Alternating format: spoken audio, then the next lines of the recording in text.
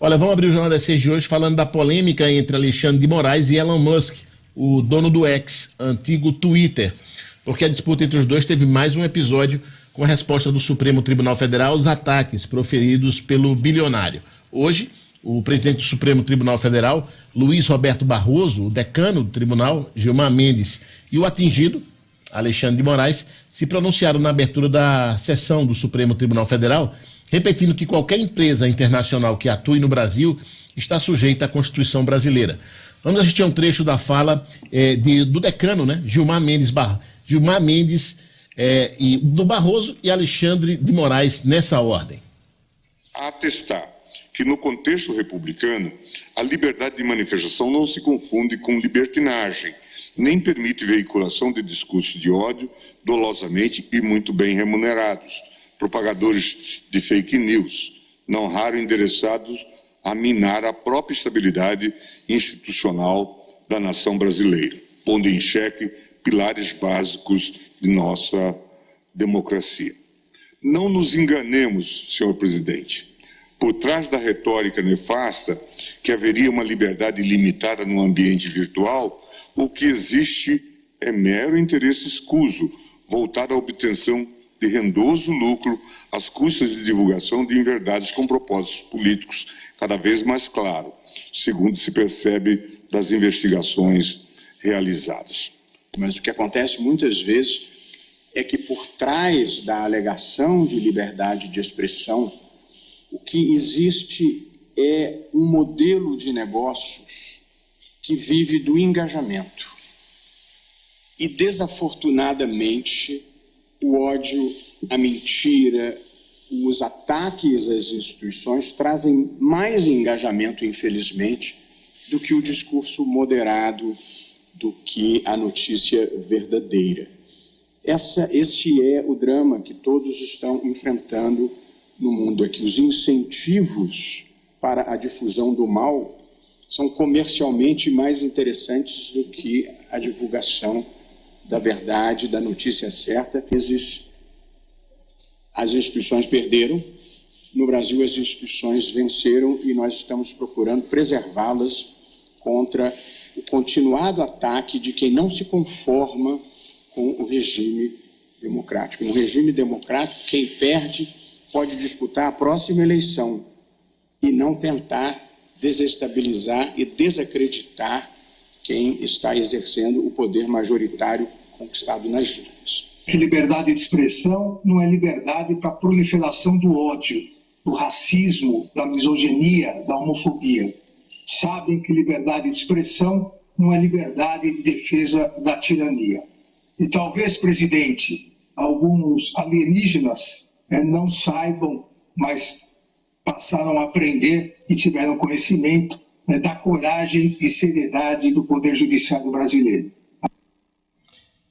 Boa noite, né? Boa noite, Gustavo Negreiros, mais uma vez, Dinarte Assunção, a todos que estão nos ouvindo.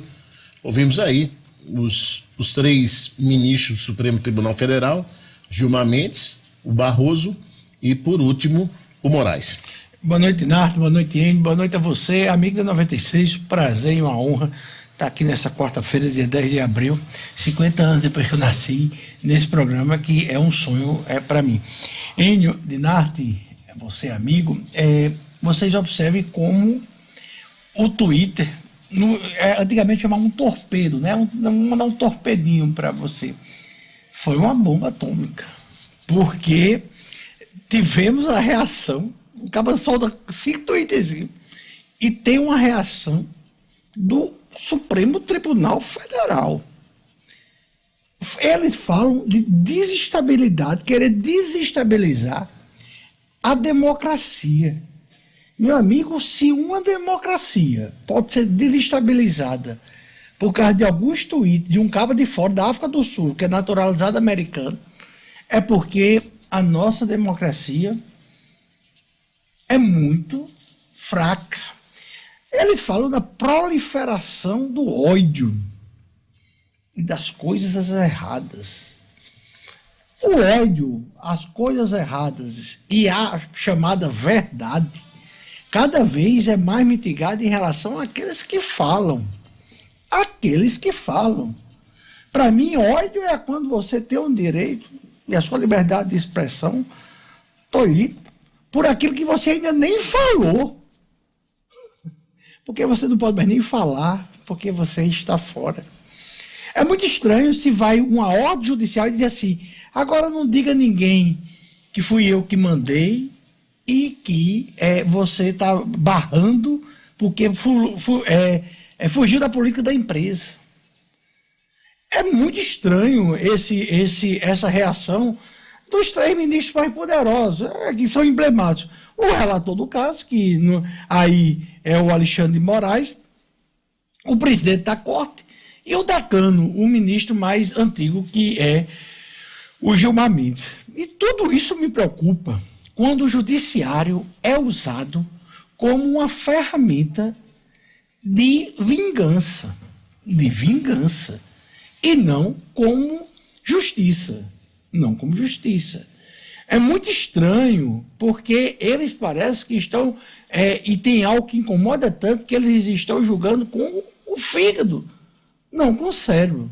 De ministros, nós esperamos, de ministros, desembargadores e juízes, sim, o juizinho de primeira instância também, se espera moderação, tirar toda a carga ideológica e da letra da lei se cumprir.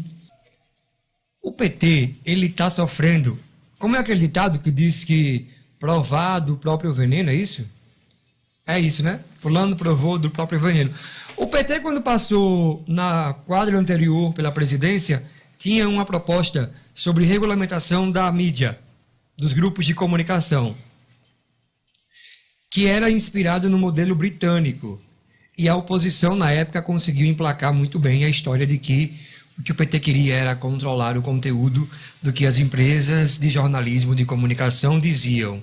E nada disso, inclusive, estava no projeto.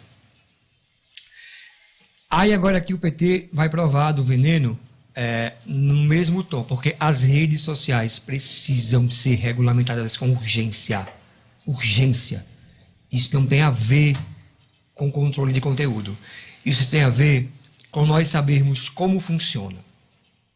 Como é o algoritmo do Instagram e do Facebook? Como é que o YouTube e o Google entregam? Quais são os padrões que eles seguem para entregar conteúdo? E isso tem que ser compartilhado com atores da sociedade civil, numa espécie de órgão de controle montado pela sociedade civil. Porque, gente, eu vou falar para vocês uma coisa que na semana passada eu tive uma reunião com uma equipe de inteligência digital, que o foco dessa empresa, a expertise dessa empresa é em identificar conversas inautênticas, conversas promovidas por perfis inautênticos. O que é um perfil inautêntico? É basicamente um robô. O robô é um perfil inautêntico. O perfil inautêntico é aquele que foge do padrão.